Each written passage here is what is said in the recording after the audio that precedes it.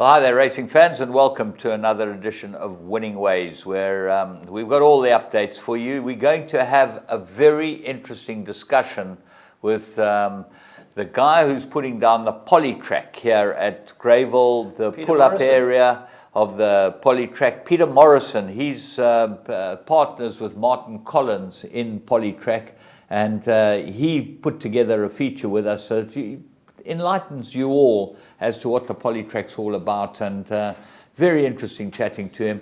I'm sure that you'll enjoy it, and certainly the show jumpers will enjoy it, because they do a tremendous amount of arenas and all that for the equestrian sports. Okay, have they got a job for Alistair Coetzee? I don't think Alistair Coetzee has got a job anywhere except SA Rugby. He's got a contract with no performance clause in it. Can you believe it? They extended his contract again. What did de Villiers say?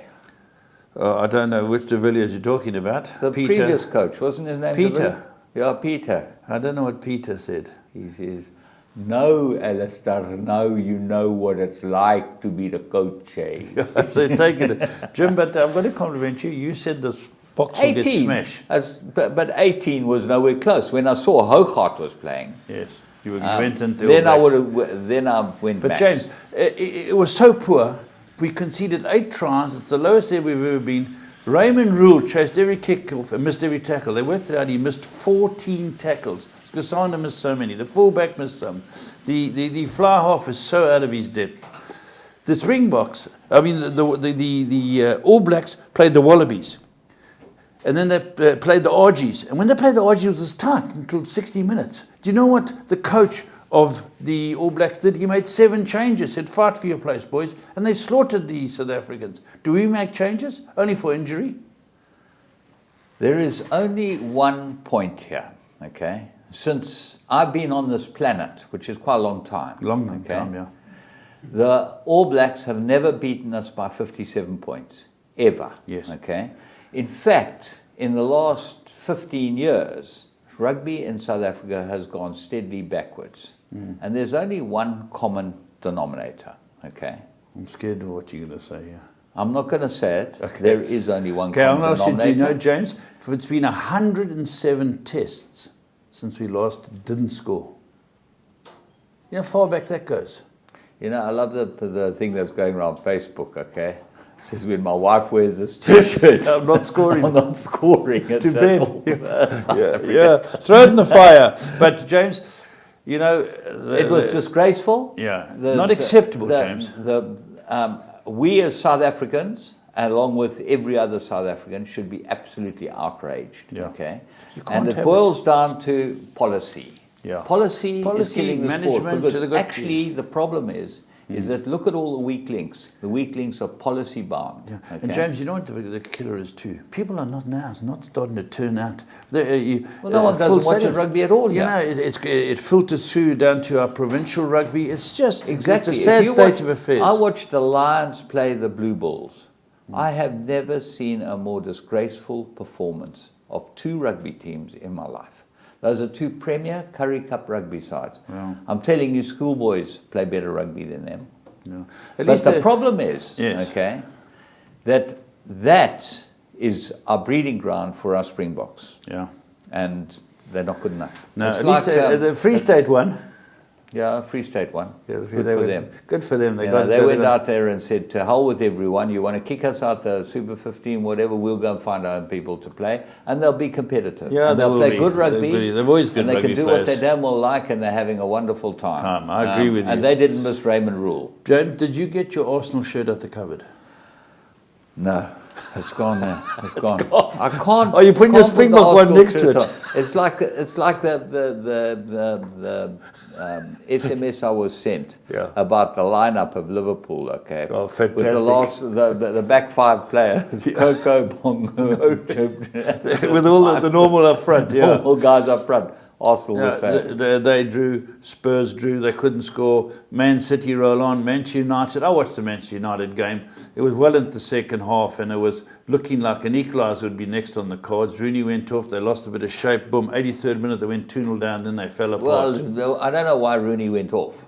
Rooney looked like the only guy who had any idea. He looks very good. Scoring a goal. I'm very pleased. What I love about Rooney, I don't like him as a person, but as a footballer, he's a worker. He runs non-stop. Him and Sanchez. Yeah. On the opposite end of the scale, you have Giroud and a couple of the other a couple of the other hangers around. You know that. Look, Ozil's better than Giroud. He makes a little effort. Makes a little effort. Giroud stands there and then goes down on his knees. Why didn't you kick the ball at me? You know. Well, James, the key here is I can see you don't know football, but you do know rugby. I'm going to grant you that you do, and you keep supporting your Arsenal because they're getting better. They went to Chelsea and they're pathetic. It's the first time we've got a 1 point against the top 6 teams, I think, in the last 5 years. So one last thing before we finish on football, James. Nice to see that they gave Rooney a standing ovation when he came off. And secondly, when Madeline went missing years ago, he put up £500,000. Wayne Rooney to help find her. So he's not that bad a guy. No, as I can tell you, even as a human being, he might be a good guy, but he just needs a whole face change. He has. Anyway, shall we move on? Let's go talk about horses. Horses. I was very interested in talking about the sport. Did you watch the golf? No. Well, very interesting. The big weekend. Fleischmann or something. The big weekend is coming up. Okay, which is the final of the playoffs, FedEx Cup, $10 million on Rory didn't make it, I believe. Did any South Africans make it? I don't know. I don't think so. I think that that Charles was, or one of them was on like 32 or 33. But James, last man standing, 5 weeks, only 3 left. One of us, Larry Weinstein. Larry Weinstein he knows his football. Isn't he a Coy's supporter? No, he's not. He's a Man United man. Man United man. Larry's a Man United man, but he's still in. There's only 3 left. Are there any Coy's supporters? No. The Coy supporters all went out with Spurs this week. We couldn't beat Swansea. But let's find the boys a racing winner, James. Come on. Okay, let's go and have a look at 3 to follow, see what we can find there.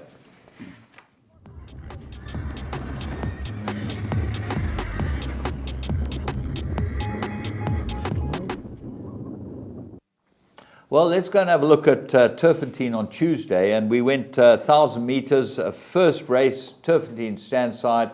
We picked up one of Candace Dawson's, having a nice little warm-up by Philanthropist, owned by Vanessa Harrison and bred by Mouton's Hook. Take a close look at this out of a very good mare, Way West Goddess. I think she was trained by Louis Goos, this mare. She was a very, very good mare, fast mare. One of Mickey Stallions, Way West. Way West, as you know by the name.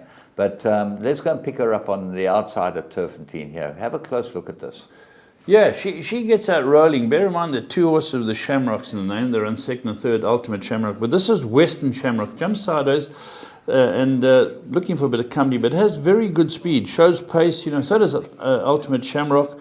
Your eventual winner is Sweet Juliet, who comes from behind them and wins a good race for Gerald C. Walker. James? Let's just watch this race. We'll talk about Gerald C. Walker at the moment. But watch the horse in the yellow behind on Ultimate Shamrock. She's got the hoops on in the white and pink sleeves.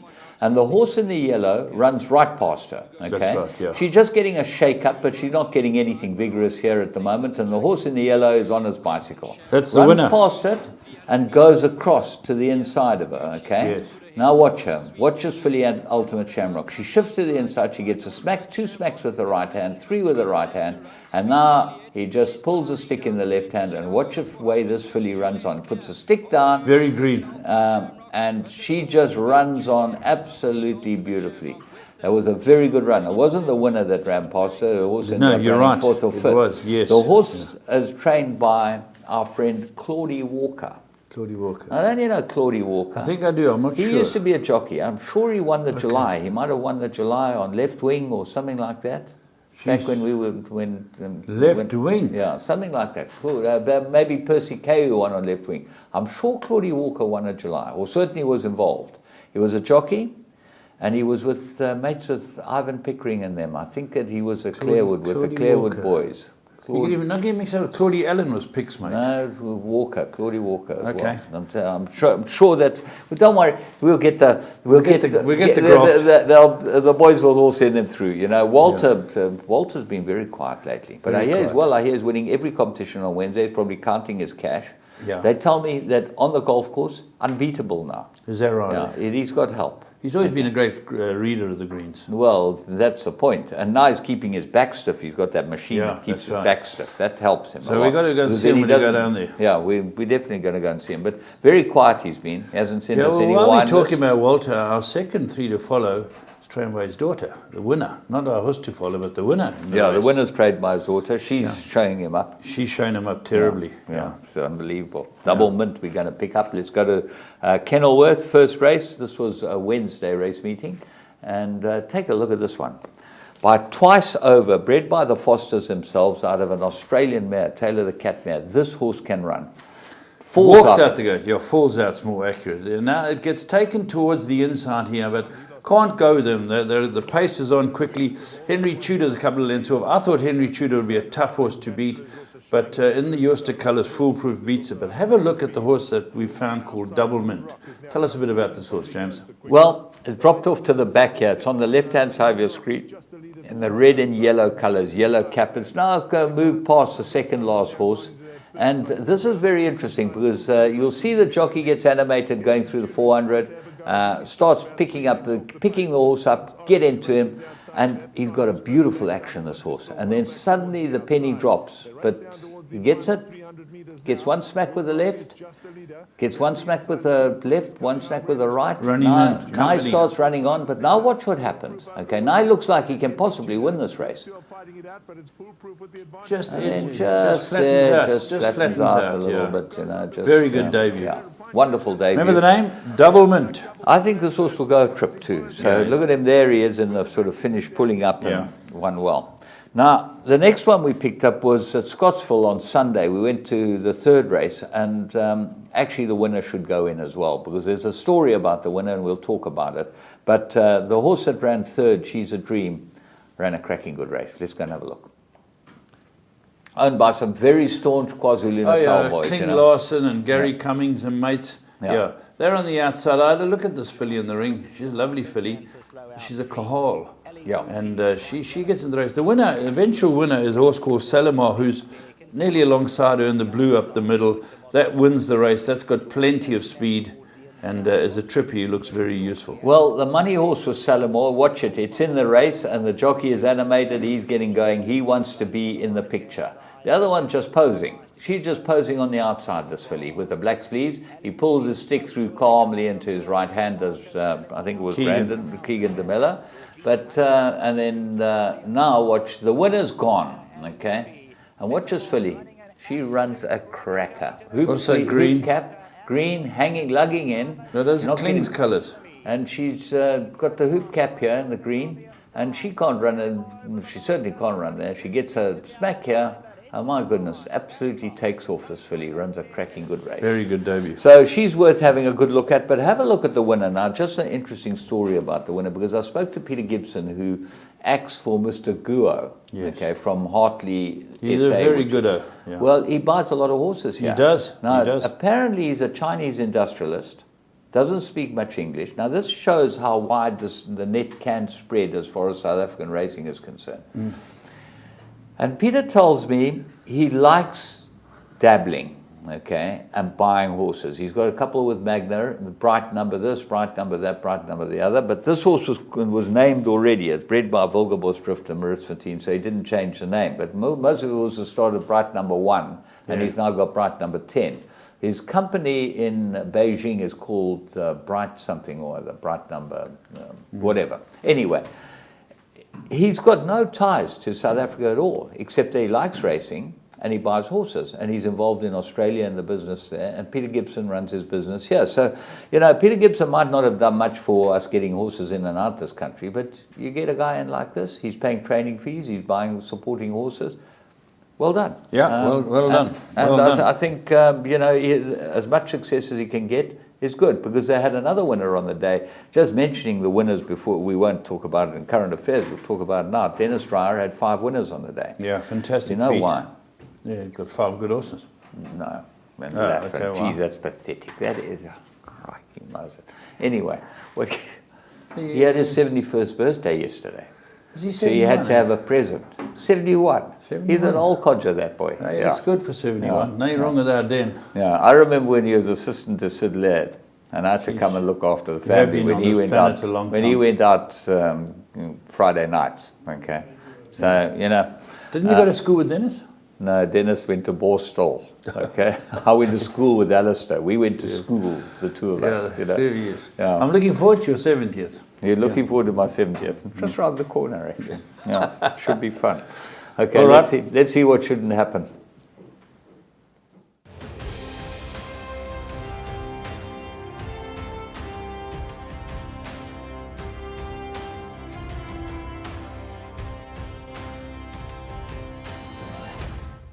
On the outside, that's Sweetwater Oak in the Muddy Silks. Sweetwater Oak on the outside of Current Lady head dead. Sweetwater Oak loses the rider. Current Lady in front. Yards all the way. See the horse almost going down, and amazingly, he grabs a hold of the horse's neck and holds on for dear life, knowing that there were a lot of horses behind him, didn't want to get trampled. He's hanging on, and of course, the people that had their money on him were really happy, but they couldn't believe it as he's dangling along. The crowd was screaming and yelling as it was inside the 16th pole, some 75 yards from the finish line. Unbelievably, look at the jockey in front. That's Tommy Chapman. He can't believe that Hubbard's hanging on all the way past the finish line. Well, I hung on to her, and then I thought about dropping off. Then I looked back and saw the rest of the horses, and then get run over. Well, if you want to go for diving lessons, that's a good way to learn. Let me tell you, horses stop at anything. Oh, they do. stop They spook it. Sure. So she's taking a dive, that poor chick. And you'll see the full unabridged version on YouTube if you go there and see exactly what we've got to say. And this shouldn't happen. Anyway, we're looking for someone to sponsor the slot. Maybe we'll find someone one day.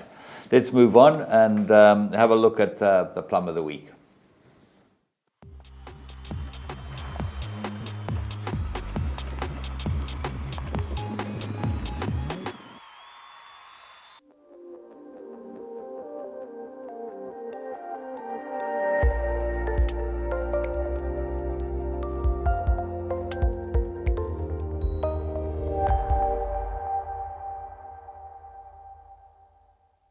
Now towards the 600-meter mark, and there's 5 of them in a line here. Boatswain now takes it up.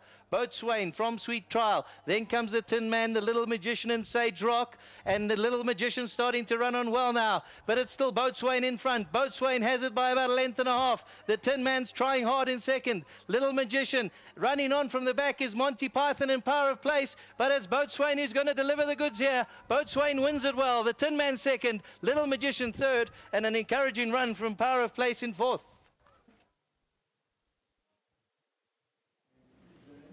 Well, start at 16-10 with your local bookmaker, but this horse was 2-1 and even 22-10 with Interbet. It was an unbelievable price, and I put this up for one reason. Go on, you're going to tell me. I bought it as a weaning in Yeah, Australia. I thought there was something. Sold it to Colin Bird. Well done to him. Yeah, Congratulations. Nice type horse. Yeah, Poet's voice, eh? Nice type of horse. This horse ran first time out. It ran in a Stakes group race, stakes race, and then second time out it runs in another stakes race between Muster Queen in the nursery. I think it was Group 1. So this horse had the ability. Then he came out and ran in 1,000, which is obviously on the sharp side for him. You had to be with him this week. He looked like an absolute blinder. He won well. And, this is one of the biggest supporters in racing, Colin Bird. Yeah, good luck to him. Very nice guy, and good luck to him. And he did us proud. I think that this horse will go on and win a lot more races too. So another one of our Australian horses. Yeah, absolutely. Let's have a look and see what happens. Right, we're going to move on and take a break, and we'll be back.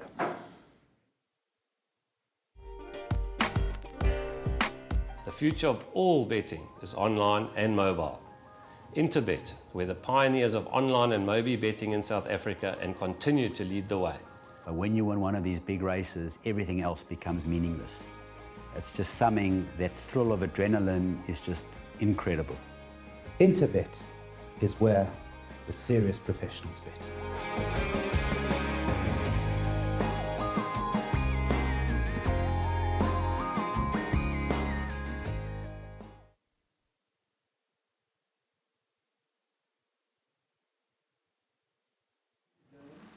Well, let's go and have a look at current affairs and see what we've got for you there.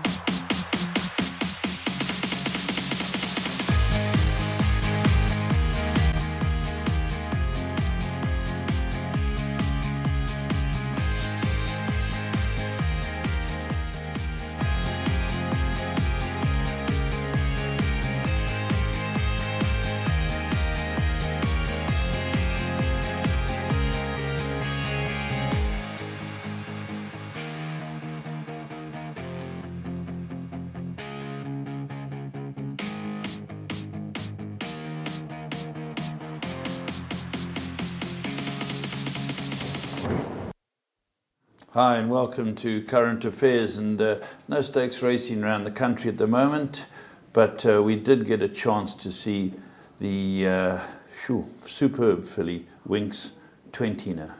This was incredible because this filly doesn't look right. She didn't look like she was riding well in the race, and I was sitting with a couple of very good judges at the clubhouse watching this, trainers who know what it's all about. And before we got to the 1,000, they were saying, this cannot win. Yeah. It's not possible. She was under pressure. Remember, there's a Group 1. It used to be called the George Main Stakes, but I think that they named Colgate something now. Colgate Ultra Smile, which I use, you can see. Yeah, gee, yours works well. No, very well. Yeah. Anyway, I think we'll go and pick up Winx and go and have a look at her from the start and just pick her up. She's down towards the back of the field. Just watch her closely, this filly. There's no possible way. She's got to have the heart of a lion because she doesn't look like she's going to get beaten in the straight. On the inside gate, and they're racing. She's jumped out fairly, Winx, so she's going to settle in the second half of the field. And Red Excitement, the first out from Ecuador, with McIntosh quickly into stride. Fox Play is going to take a prime position in fourth. A couple further back to Happy Clapper.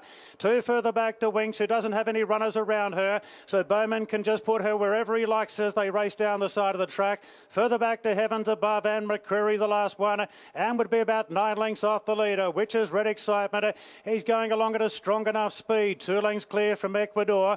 McIntosh position third on the rails. 2 further back to Fox Play. 3 lengths then to Happy Clapper. 3 lengths to the champion Winx, who's got 2 behind her. Heavens Above and McCreary as they stroll along the side section of the course. 800 metres to run. Red Excitement 2 lengths clear from McIntosh and Ecuador. 2.5 further back to Fox Play. Similar margin then to Happy Clapper. Winx is still 2. 3 further back behind Happy Clapper. Boy, she's giving away a big start. Then Heavens Above and McCreary's last of all. Par really starting to up the ante, coming around the turn on Red Excitement. Boy, Winx is still third last. Red Excitement swings in front of McIntosh. Here comes Happy Clapper and Fox Play, and now the champ gets going down the outside. Red Excitement being tackled by Happy Clapper, but Winx is chiming in. Here we go again. Winx from right out the back powers away from Happy Clapper and Fox Play, and the champ makes it 20 in a row. Winx goes on to win it from Happy Clapper. Fox Play a distant third, followed then by McIntosh, McCreary, Heavens Above. Ecuador and Red Excitement was the last one to finish. Well, there we are. What a performance. And as James alluded to earlier, it looked like she was in a bit of trouble. We thought that in the last race, and as you say, heart of a lion, James. It's absolutely flabbergasting when you watch these great horses. They just don't know about getting beaten or giving up or stopping. She doesn't look like she's going to get anywhere close to them. This is a Group 1 field, you know. They're absolutely cantering in front. And I don't know why we've got the feedback. We've got a bit of feedback coming through. Yeah. So anyway, let's hope that you're not getting the feedback. But we just remember this horse came off Magic Millions, didn't it? That's right. Yeah. This is the Magic Millions catalogue. Give it to me, James, and I'll put it No, over it's here. all right. I'm putting it up. Okay. Why can't I put it up? Well, the cameraman's not there. I'll That's give the it only to you. reason. Here we go. If you stay with the program, James, you'd have noticed. You can zoom in. Yeah. Here we go. We get a look at this. This is Thank you very much. There we go. 10th and 11th of 10th October. and 11th of October. There we go. It's the 2-year-old in training sale, Magic Millions. A lot of good horses have come off. The average under 50,000. Thank you, Zane. Yeah. The average under 50,000. I can tell you, some very good horses in there, James, pedigree-wise. I was looking at a couple of these horses now. I saw that there was a colt here by All Too Hard out of a Gone West mare. Lots of black type in the family. There's another one, Dawn Approach, out of a Starcraft mare. Gee, that's that Ladies Delight family. You remember we sold one for $2 million at the sale out of that family. Right. It looks like a good horse. Joey Ramsden's got him. And there's Big Browns and Casino Princes. Congrats. Yeah, it's a very good catalogue, James. If you want to buy horses ready to roll, this is where you got to go. Talking about that, James, that's interesting you brought it up, ready to roll, because Canterbury is now going to hold their barrier trials for 2 years. You know, we're in the middle of, going towards the middle of September. They're having barrier trials. They're having, let me get a look. I wrote it down. I think it's 12 sets of 6 coming through to get 72 horses going to trial. Now, of those 72, there's 12 snippets, Fastnet Rocks, everybody, because they have the Gym Crack and the Breeders' Stakes on the 30th. Listed races, both of them for 2-year-olds. So if they don't barrier trial right, they don't have to go out there and barrier trial. So that's very interesting. That's at Canterbury, you know, which is this morning. Another thing that's happening this morning, James, talking about Australian, the Australian horse that won the Met is going out. Whiskey Baron. Whiskey Baron. Whiskey Baron gallops today at Newmarket in preparation for his race on the 29th. Yeah, it's a Joel Stakes. It's a Group 2 on the 29th at Newmarket. And it's a nice race for him to start in. And I'm sure that Mike de Kock won the Joel Stakes. He won it with maybe Eagle Mountain. He was a good horse. One of those horses he won the Joel Stakes with. And I'm sure this horse is trained at Abingdon. Is he? Yeah, is he's he been in Abingdon. Yeah, Brett's over there. Yeah, this is he's galloping on the Rolly Mile. Yeah, and great to see. He's find out by Manhattan Rain, as you know. Yeah, purchase of 50,000. Jay Ramsden bought him for 50,000. Very good. So Whiskey Baron's galloping today. Just on Newmarket, while we're talking about Abingdon, the master of Abingdon was Jeff Ragg. Harry Ragg started there, the head waiter they used to call him, Harry Ragg. And then Jeff Ragg took over from him. He won a derby. Do you remember what he won the derby with? Tinozo. Yeah. He also got beaten ahead in another derby. Yes, he did. But he won two 66 to 1 He won 2 King Georges. Who were they with? Tinozo was correct. And very good. The other one, I'm impressed. Yeah, I can't remember the Pentire. Pentire won it, yeah. And unfortunately, he passed away. He passed away during the week, and that's very sad to see because he owned Abingdon Place, and the Oppenheimers bought it from Mary Slack. Actually, bought it from the Ragg family, and I think that he might have lived there in a cottage or something. That's where he stayed on. But I remember one morning at Newmarket, just on an aside, I worked for Prescott, who was down the road next door to him, and 12 o'clock was knock-off time. For the lads. They normally start about 7 in the winter or whatever, and knocked off at 12 o'clock. And I saw the string of horses. So Mark Prescott and I were standing at the road outside our gate, and we saw the string of horses of Jeff Ragg's coming back, and the bells started ringing 12 o'clock. These lads got off these horses and walked off, and he had 20 or 25 horses running around. So they worked to the clock. Yeah, because they said that was it. What time would they come back? What time would the lads come back if you're in winter? Sometimes 3 o'clock. 3 o'clock, so they get 3 hours. Do afternoon stables or whatever. But it depends on what time they start and what. Same with any racing stable. Some racing stables start at 3 in the morning and finish by 8. Yeah. But they just got off these guys. It was in those 1970s when there was lots of trade unions and there was trouble with them. That's right. And we're trying to help him catch his horses. They're running around the bloody heath. It was a nightmare. Poor Jeff Ragg. Anyway, he passed on. But the other sad news was that Penny Chinnery passed on as well this week. And she was the lady who bred Secretariat. That was what she was most famous for. Whose colours did run in? In her colours. Her colours, that's right. The colours of her stable was called Meadow Stable. Yes. Her father started the business. He was a gas guy, Southern Oil and Gas, I think he made his money out of. And she, if you watch the film, and it's really well worth watching the Secretariat film, Diana Lane, I think, acts as Penny Chenery, Yes, but she has some cameo parts in it, and she talks about That's right. Yes. what happened with Secretariat and how she was desperate to keep him, and they wanted to sell. Spin of a coin, and that's right. And family wanted to sell because they needed the money. The Meadow Stables was going bankrupt, and Lucien Lauren was the trainer. And she had Riva Ridge, didn't she? She had Riva Ridge as well. That he came before Secretariat, but Secretariat was an icon.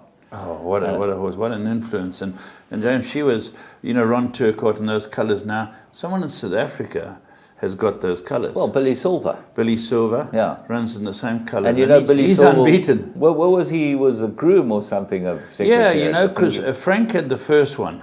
Yeah. I'm trying to think of the groom's name. Yeah. And he was Eddie Sweat. Eddie Sweat, correct. And he was a celebrity, and Billy Silver was someone who was involved with the horse as well. Yeah. And they've taken his name. But Penny's time is up. 95 years old. She had a very good innings, and she loved it. Another thing I want to speak to you about, Order of St. George, who had won the St. Leger, where everyone was thinking, well, going down to Australia to go and win the Melbourne Cup. They've scuppered those plans because they gave him 58. It's now going to the Arc. Well, what's interesting about Australia is that they've now banned, probably they put the kibosh on Order of St. George by giving him 58, but they've now banned Hong Kong horses from coming to Australia to race.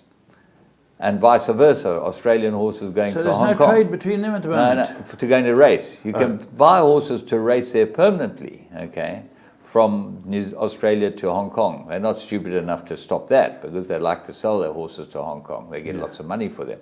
But they've stopped them coming to race. So maybe the next thing that's going to happen, they're going to stop the European and English horses to coming to race. What were any Why would they do it? Because they want to win the Melbourne Cup again. Oh, they can't win the Melbourne Cup. No, but James, why would they do something like it? Isn't there some story of going through New Zealand and quarantine? What's the story? It's something to do with Hong Kong have got a centre in China where horses go to get prepared for their racing in Hong Kong. It was very involved. I didn't have time to really read it, but it is on the website. You can go to the Oz Horse and have a look at it. It's quite an interesting article. And the Hong Kong guys are extremely unhappy about a guy called Hawkins, I think, is very unhappy. He says, it was okay for us to do horses up all these years, and now suddenly you put a stop on it. James, Team Valor in the news? Team Valor, interestingly enough, was Canadian big weekend at Woodbine. Yes. Okay? And Team Valor won the Natalma Stakes. Now, Natalma was a very influential broodmare. Oh, one of the biggest. Yeah. One of the biggest. She was a dam of... she was a Reba Natalma, was that Nijinsky? Something like that, yeah. Okay, and anyway, we'll hear if she wasn't. Yeah, but they'll tell us. She won the Kepler Temptress. She won, Kepler Temptress. Not Kepler Vessels. No, Kepler Vessels won the cricket award. And Team Valor went into town. Didn't they buy it especially for this race? They bought it for this race. Barry said that he bought it for this race. He gave it to Marco Botti, who's the flavour of the month at the moment. And the horse went there, and Joel Rosario rode it. Now, what was interesting is on the same card is a race called the Summer Stakes, which is a Group 2. And that was won by a horse called Untamed Domain. How do you think that's bred? Oh yes, this is Animal Kingdom. Animal Kingdom, Team Valor. Team Valor. Animal Kingdom started off brilliantly. This is a great stallion. So but now, why don't they own it? Now what happened was that they sold it, okay, and Graham Motion bought it. Who did he buy it for? Their opposition. Okay. So that's gone down well. West Point Thoroughbreds. Oh, well, they've got to be chuffed, James, because it's promoting their stallion. The Group Absolutely. 2, he's a brand new stallion. Yeah. Animal Kingdom was some racehorse. I saw him in Dubai. We saw him at the Breeders' Cup. Very good. Yeah. Okay. Now, just talking about America, Keeneland's just had their big sale, or they're in the process of it. They've got day 5's figures high. Like 12 days of selling. Yeah. 500,000 plus. 114 horses made 500,000 plus, up from 93 last year, which is a huge jump. Now, the industry is so depressed here, but everywhere we read, it's flying, absolutely flying. What is interesting is that the average was up to $216,000 for average. You're talking about over 2.5 million rand for the average at the Keeneland sale for a horse, up from 170, which is 28%. The average has gone up, and the top price was down. Top price was 3 million last year, and 2.7 million this year. So now it's not the top price that the lots that are pushing it up. It's a middle market. The middle market is incredible. Middle to bottom market is incredibly strong in America. That's where you want it, James. Exactly, exactly. And here we've got no middle market and absolutely zero bottom market. It's a sad indictment of the way racing is run in this Absolutely. country. At this stage, we're under the cosh. We have got big problems. We've got to change things. We've got to get transparency back, and we've got to get people interested and want to have trust to come into racing. Exactly. Now, just an aside. During the Keeneland sales, they have an art auction called the Sporting Horses of Art auction, and it's a horse art auction. And basically, a lot of the money goes to charities, and it's a catalogue of 175 pieces, and it's fabulous to look through it. So if you can go on to Daily Racing Form, you can go and see it and look through the catalogue. One piece that caught my eye was a Sir Alfred Munnings, and it was Chalk on Curtain, was what it was called. So I thought I'd better read up about this, Chalk on Curtain. What happened was 60 years ago, two guys were sitting in a pub called the Norwich Sporting Arms or whatever, and they were both fired up, obviously, having a drink at midnight. And the one guy was saying to the other guy, to be a top artist, you've got to have a studio with the right light and this and that and the other. And the other guy said, bull. To be a top artist, you've got to have talent. He says, you know what you're talking about. Anyway, the guy who said it was rubbish went and grabbed the curtain, which was black, tore a piece off it, 60 by 40 or whatever, and did a drawing with a piece of chalk, which is, obviously it was crayon or something, they called it chalk, but it was obviously pastel or something like that. White chalk on this black background. Said, there you are, 2 hours later, there you are. There's a picture of the Joker and the Temptress or whatever. He's got this picture. And he said, I concede, young fellow, you obviously know what you're talking about. Anyway, it was folded up by the proprietor of the thing and put in a drawer. The other guy had done a drawing too. They put in the drawer, and 60 years later, they're going through the drawer, and one of the guys was cleaning out to chuck out all the stuff. And he saw the signature on the bottom of the thing, and it struck a chord. Alfred Munnings. He thought, my goodness, can this be Alfred Munnings? And then they traced back and found out it was Sir Alfred Munnings. And it's going up on the sport auction artist thing. For, James? $60,000 to $100,000.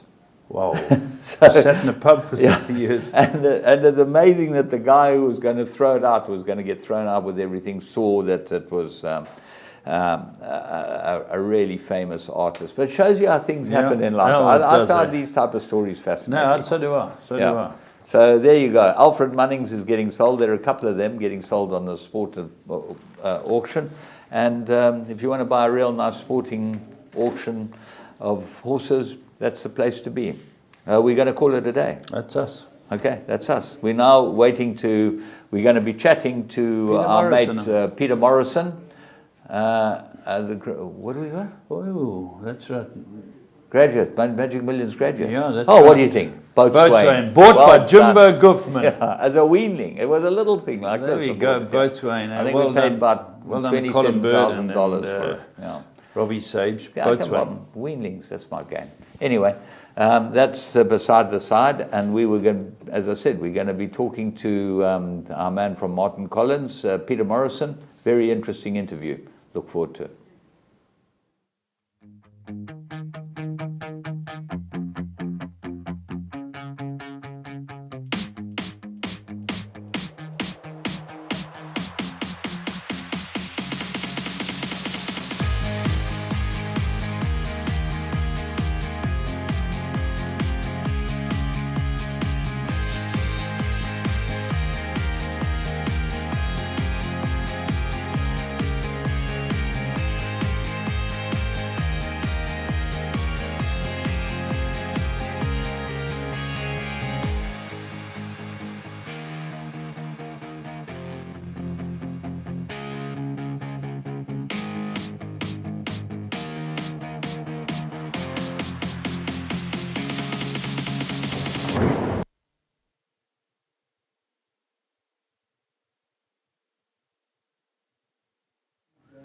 Well, there was an undertaking to make the whole pull-up of Greyville Racecourse polytrack, and as a result, we got in the Martin Collins team, headed by Peter Morrison. I've been watching this going on, and Leff, you've been having a look at it. Yeah, I went down and looked at it last week with Yeah. the CEO, went and saw they're putting the stone in, waiting for everything. Looks good. Friday night, polytrack racing for the first time this season, and then every Friday from now until Kingdom Come. And you can watch it live on Teletrack, and you can now hear what Peter Morrison's got to say about Martin Collins' product that he's involved in.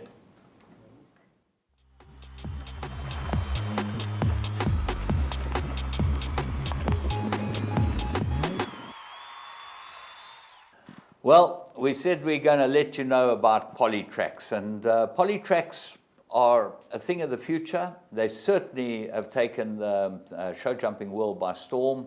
And in South Africa, we have a number of polytracks. So we thought it would be pertinent to get involved on our show and to be able to chat about the polytrack, none other than Peter Morrison. Peter, nice having you with us.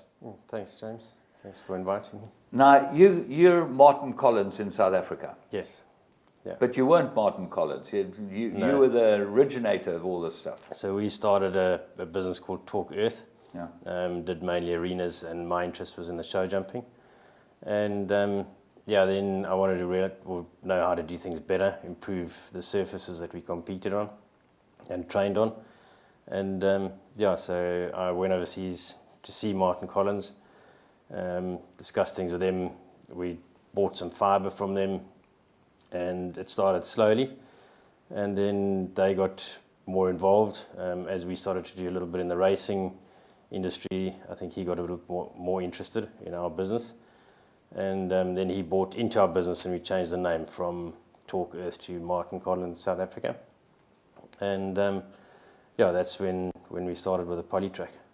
Well, obviously there was a lead up. You saw a gap as a show jumper, and you've obviously been involved in. Have you been in show jumping all your life? Yeah, since I was 9 years old. So it's a long time now. It's a different world, isn't it? Yes, very much so. Very, very different to the racing. Yeah. And obviously you're based up on the Highveld. Live in Midrand, and our offices are in Midrand. I've got a 4-hectare property, so I'm lucky enough to run my business from home.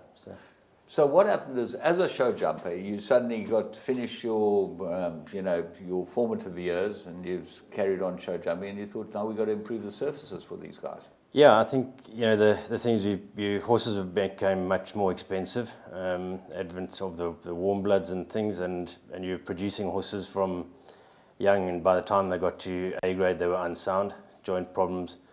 Nobody really gave much thought to what we jumped on. It was either grass or sand, and I thought we need to actually look at how we can improve what we're doing here.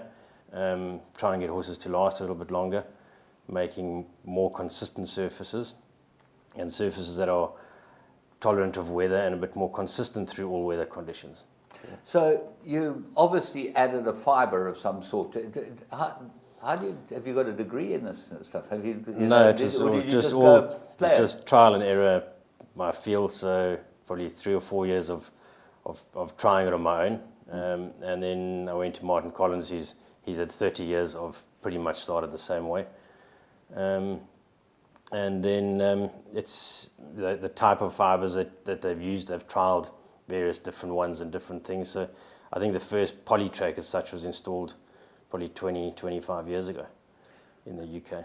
And how has that lasted? Because there's always the question of how these tracks last, polytracks. Well, I think it obviously depends on how much they get used. So the polytracks in the UK, if you take Lingfield for an example, it was replaced after 11 years. Okay. But in 11 years, they elected not to do any maintenance to it, any top-ups, any maintenance whatsoever. So the thing we advocate now is if you do maintenance, top them up, rejuvenate them every 3 to 5 years, you should almost get unlimited life out of the track. You here at the moment because we're doing the pull-up area at Greyville. They've decided because they had some problems with the polytrack going onto the grass, there was no drainage or whatever there. So now they've decided to make the whole pull-up area polytrack. Yeah, so make it longer. We're extending it by 100 meters. So it's a new drainage layer and porous asphalt, and then new surface along that section. All right, let's talk about the drainage, because I've been watching this progress. Every Monday I go and play golf there, so I have a look at what's going on. And the drainage is quite involved. Well, the drainage is almost, I would say, the key to any surface is the drainage. Because if you want a consistent surface, you've got to be able to manage the water that's on it and in it. And without consistent drainage, you've got no chance. And the way we lay our drainage layer, every square meter of the track drains at exactly the same rate. So you don't get sections that are dry and sections that are saturated. It will all drain at exactly the same rate. So why was there, I'll go throw you the curveball. Yeah. Why was there that problem that we had last year with the poly track where there was a section that we couldn't race over? But it was to 1200. Yeah. The 1200 it's in a dip. So the road actually flooded over the curb and onto the poly track. So it was just a volume of water that came in that short space of time that the drainage couldn't cope. The drainage will cope with 50 to 100 mils an hour. But 50 to 100 mils an hour? Yeah. So you could have a cyclone, it would be no problem? Yeah, pretty much. But what happened there was it's the cumulative runoff down the road from both ends. So the road flooded and it flooded over the track. And we not see that coming. There was just. I think it was just a freak storm, and it was literally, I think, sort of 40, 45 minutes later. That water had drained, but it took time to go through. Yeah. But because let's get back to the bottom surface. It seems like there's a lot of pipes in there, and pipes at a certain configuration. How those? Well, the pipes are there just to take the water away. Essentially, how it works, you've got a stone drainage layer. Of 150 mils thick. So your surface is 150 mils thick. Then you have a porous asphalt to stop the stones coming through and allow you to drive traffic over it. The water goes through the surface, through the asphalt, and into your stone layer. So that's your first part of the drainage. Then sits in the stone layer, which is, so in that 150 mils, you've probably got voids for maybe 80 to 100 mils of water that can sit in that layer, and then it finds the pipes and runs out. So it drains quite quickly straight down, and then finds the pipes and comes out. And all right, let's talk about the surface. The surface itself, because you've obviously got this porous layer where the water can get through and then run through the stones and that. That's how we used to build tracks in the early days. We put made a V in the bottom and then put stones at the bottom, big stones, smaller stones, and then put some sort of membrane or something. Yeah, membrane on it. And the trouble with the membrane was that the sand broke down and formed a layer on top of the membrane. And then the water sat on top of that because it became like concrete. Yeah, because you get a layer of sand. So it's quite important what sand you use. So we use silica sands, so it's quite a hard sand. It doesn't break down as quickly as a river sand as such. And you don't get that compaction on the bottom. So and that silt that'll block things up. And then the fibers, obviously, that you mix in with the sand. Are these special fibers? How do you come about these things? It's polypropylene fiber. Comes out of a factory in Europe. It's specifically made for equestrian use. They export to all over the world, mainly through Martin Collins. But it's available to buy anywhere in the world, and it's specifically designed for equestrian use. So could you not make that fiber here in this country? It is possible. It's a quantity that you can get in the volume that you do. So it's actually it's cheaper for us to import it than to try and manufacture here. We just don't have the volume that they're producing. So their cost of production is much lower than what we could do it for.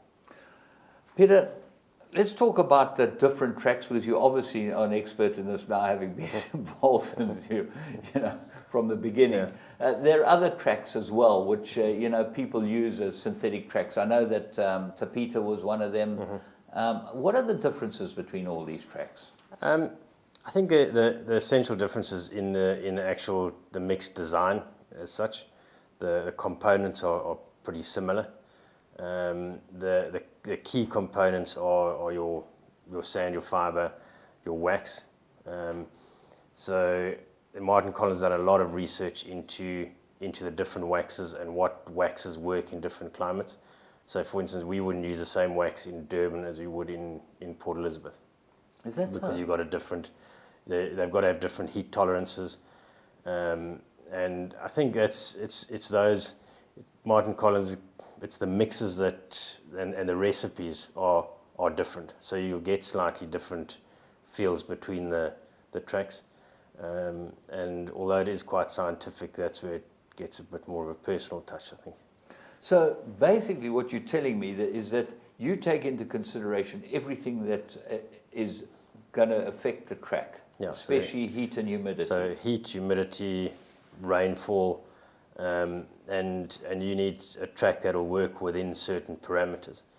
Obviously your extreme temperatures and extreme cold, you don't really cater for those. You cater for somewhere in between, and it'll be, I suppose, on a PE you'll have generally your average temperature probably 21, 22 degrees, but you can get days in PE when it is 30 degrees. Yes. So you wouldn't build a track to take temperatures of 30 degrees.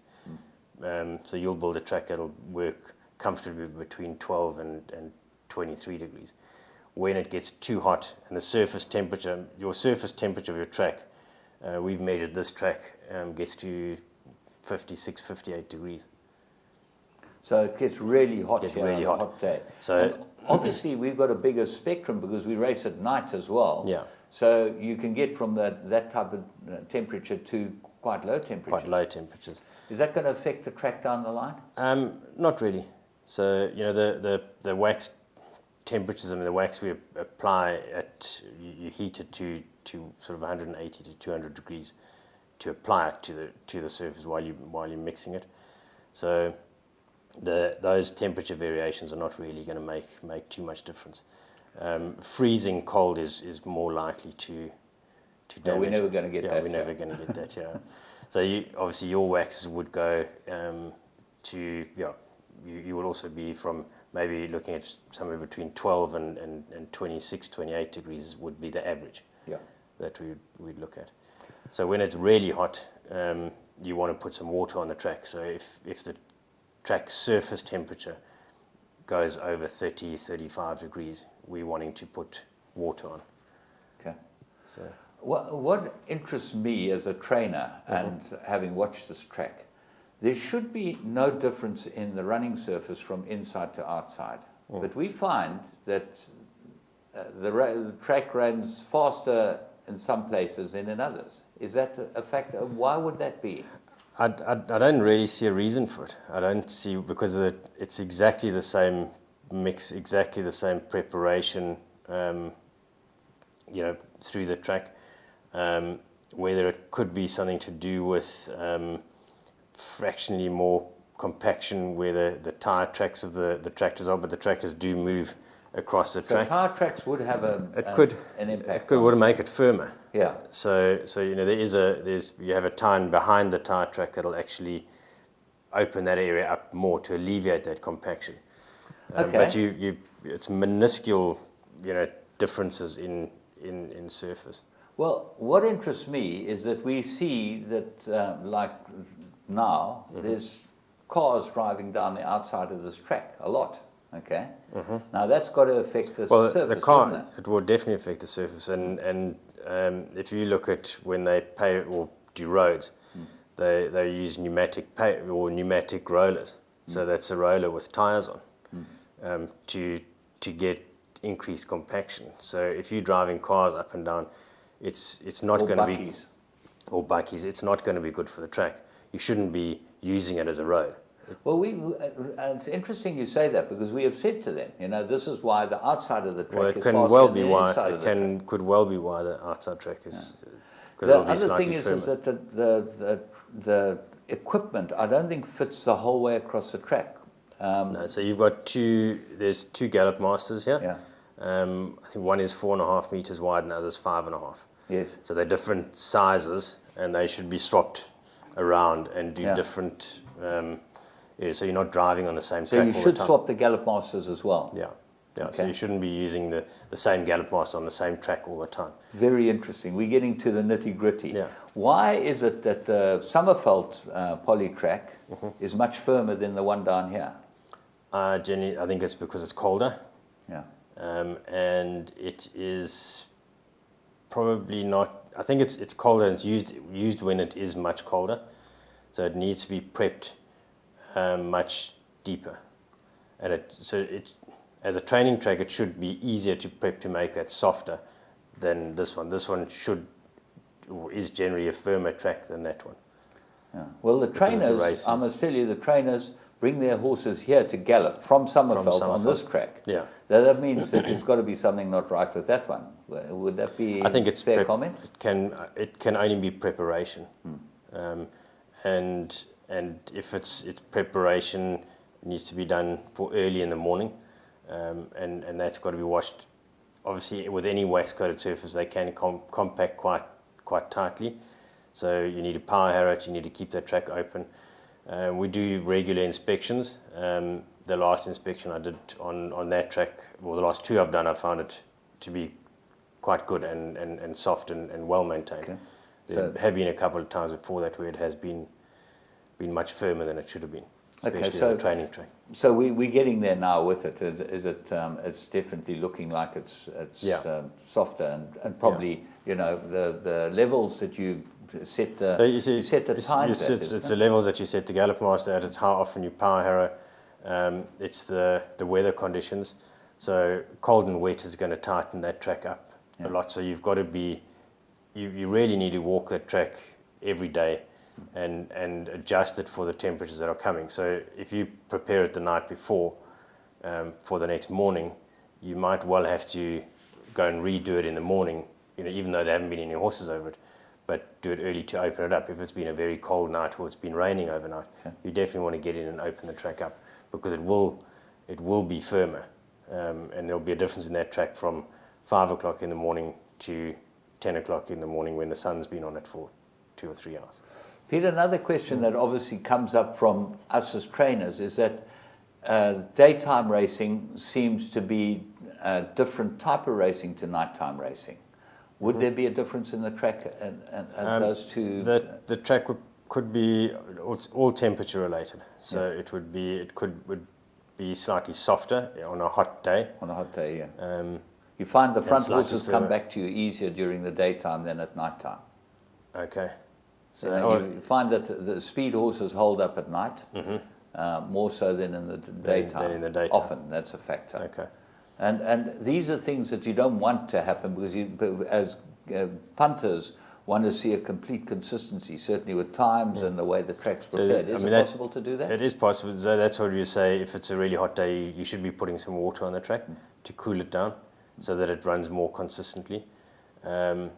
You obviously tell these guys this and you keep them informed. Yeah, and the challenge would come when you have a sudden change in temperature from a very hot day and it suddenly cools down. So you have a few races sort of later on in the afternoon when it's really hot, and then you can get a cold wind coming in. Suddenly it's overcast and the temperature drops by 10 degrees. You've got to be on the ball and change how you maintain it and what you're looking at. So temperatures are key. It's really important to look at the temperature of the track and what you're dealing with, and then obviously the ambient temperature around. Is this going to be part of our lives? I just want to finish off with you. Is this going to be part of our lives in the future of racing worldwide? Because there's a perception that people want to race worse horses, the lower class horses race on poly track as such. Yeah, I mean, I think if you look at Port Elizabeth, it's been, I mean, there's been a lot of race meetings saved. I think it's certainly turned PE racing around. Yeah, turned urban racing around. So, and I can talk from experience from a show jumping perspective. We very rarely want to show jump on grass. Although grass is aesthetically, it's nice, it looks great, but it's only really great for the first 20 horses and first day's jumping. By the time you're on day 3 or day 4, it's in terrible condition with holes all over the place. So it becomes uneven, doesn't it? It becomes uneven, and with the cost of horses and trying to get longer life out of your horses, you know, people are looking for the more consistent surfaces, and the synthetic surfaces, that's what they provide. And so worldwide, from a show jumping point of view, it's all going synthetic. That's where they go. Well, that's where the money is. But as far as the racing's concerned, you guys have been innovators, and you know, Martin Collins is now a household name as far as racing is concerned. Are you finding a lot of people? The Americans don't seem to like it, but the rest of the world. The Americans, obviously, the Breeders' Cup was a big thing.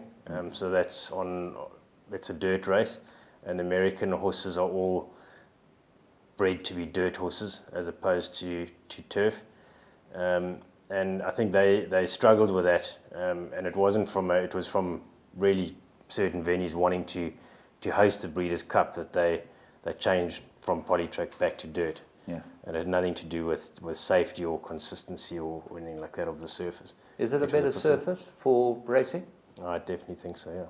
No doubt. No doubt. No. Is that salesman talk, or have you got figures? No, well, I mean, that it would be, it's my, obviously, personal from a show jumping point of view. Competing, it's definitely better than grass. And racing, I think the consistency is key. If you look at somewhere like Joburg in the winter, the turf tracks take real strain. The ground's very hard, and you could have a consistent surface all year round. And maybe the polytrack not there to take away the grass, but to add to it. So you can save your grass track for your big meetings and keep your grass track in really good condition, and use the polytrack as your almost your everyday surface. And I think your turf horses and polytrack horses should perform pretty much the same on both tracks. There won't be a big difference. It's not like turf and sand or turf and dirt. Oh, we definitely find that. We find that horses are pretty sort of able to adapt, and I must say, the majority of the time this track is fantastic, and you guys have done a marvelous job, and I applaud you as an innovator of getting this whole thing up and running. You know, did you think when you were learning to show jump that you'd ever be involved in your whole life in this? It really has become a whole part of my life. So it's but it's nice too. They say if you're doing something that you enjoy, you're not really working. So it's. Peter, thank you so much for joining us. I hope that's enlightened a few people as to what it's all about. And people don't really understand these things until they're told by the people that are involved. And it's great of you to be down here, and we hope that this new section is going to be a success. Great, thanks very much. Thanks, James. Peter Morrison from Martin Collins, and these guys are the polytrack experts, and as you can hear, they know what they're doing, and we should be asking them more questions, and certainly being able to find out more things about the polytrack to make our racing even better than it is at the moment. From the head of the Polytrack Centre, KwaZulu-Natal, James Goodman, and Winning Ways, saying enjoy the racing on the polytrack. We're going to polytrack season right now.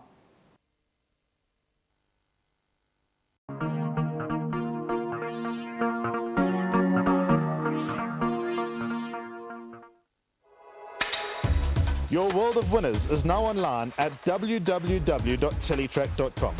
Simply subscribe to log into your account from any mobile device in South Africa and access a wide variety of content from our membership package options. Listen in via a live audio stream, catch live racing locally and internationally, or view a wide variety of Teletrack magazine shows to stay informed and updated on the go at any time. It's never been easier. Go to teletrack.com now.